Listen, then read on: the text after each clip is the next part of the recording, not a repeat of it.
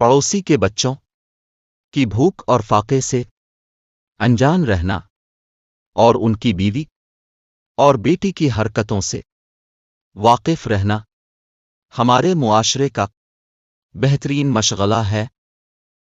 مرنے والے کے کپڑے اور جوتے ڈر کی وجہ سے مولوی صاحب کو دے دیے جاتے ہیں، جبکہ موبائل، گھڑی، انگوٹھی اور زیورات وغیرہ نشانی سمجھ کر خود رکھ لیتے ہیں۔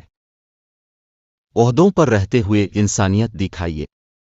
ریٹائرمنٹ کے بعد تو سب ہی صوفی، حاجی اور فقیر بن جاتے ہیں۔ جس نیت سے طوائف برقع پہنتی ہے، کچھ مرد بالکل اسی نیت سے داڑھی رکھ لیتے ہیں۔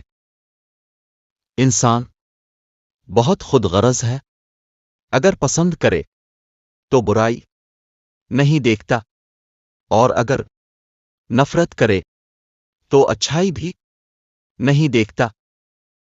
کچھ لوگ اگر کروڑ پتی بھی بن جائیں مگر ان کے اندر کا بھوکا انسان کبھی نہیں مرتا۔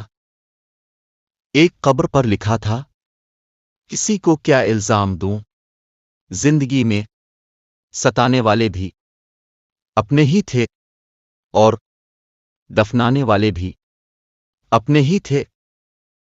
کنجوس شخص کتنا بد نصیب ہوتا ہے کہ دنیا میں وہ فقیروں جیسی زندگی گزارتا ہے اور آخرت میں اسے امیروں جیسا حساب دینا پڑے گا۔